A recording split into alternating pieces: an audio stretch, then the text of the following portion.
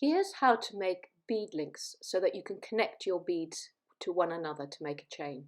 Thread with 0.8 wire, take your round nose pliers and pick up the very end of the wire to create a round circular link. Make sure that that link is central to the stem of the wire so that when the bead is brought towards it, it sits central to the bead. Now cut about 1.5 centimeters at the other end and turn to a right angle and then create a link on the opposite end. Turn both links so that they are facing the same angle. So once again, straighten out your wire, work from the spool. Now I'm going to show you, if you were creating lots and lots of same size beads, you can cut them off from the spool and you can see how flexible this wire is.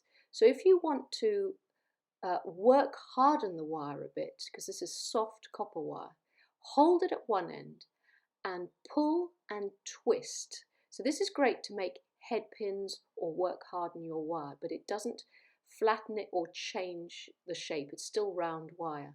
So just by manipulating it like this will toughen it if you wanted to make a head pin, which, as you know, you can buy off the shelf, but if you want to make your own. So I'm pulling and twisting, and that is hardening that strand of wire.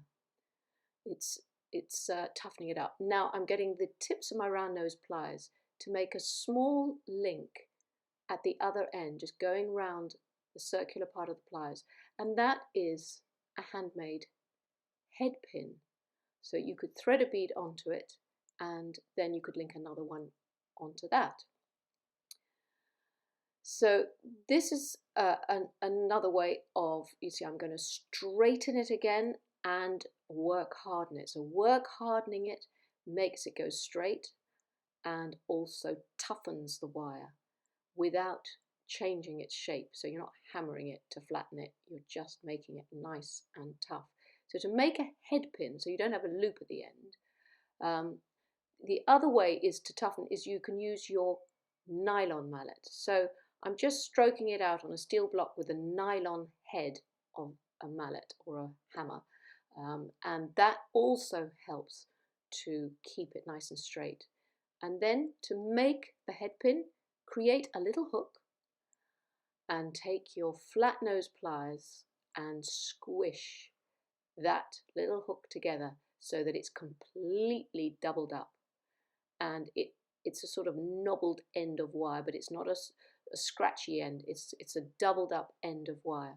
Now, if you really want to make that as neat as possible, as neat as a head pin that you buy in a shop, you can then just cut it again and then just neaten it up so there's no spiky end.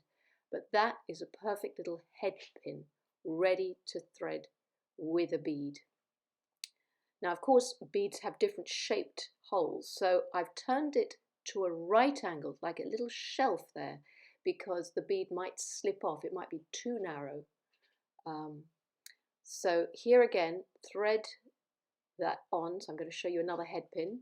Create a circle and making sure it's nice and circular with your round nose pliers. This is a different sort of head pin. Now create a spiral. So this is like a bit of an open spiral. I'm not keeping the wire close, I'm leaving a little gap, little space, and then I'm going to leave a space, tiny space between the bead and the spiral, and flip it back up onto the bead and press it onto the side of the bead, and that creates a very decorative spiral, especially if you've got a very plain bead, and that is really nice for the end of an earring, or you know, the middle of a necklace, or a sort of charm bracelet with beads, because it gives a little extra decorative effect.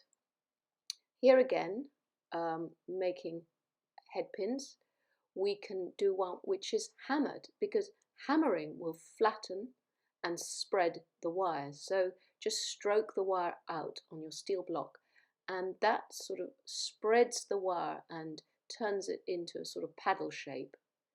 And that means your bead will just sit as far down but won't actually come off.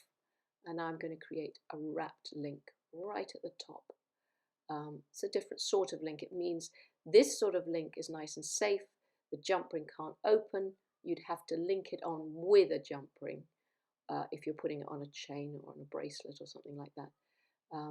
But it's just a different style of head pin.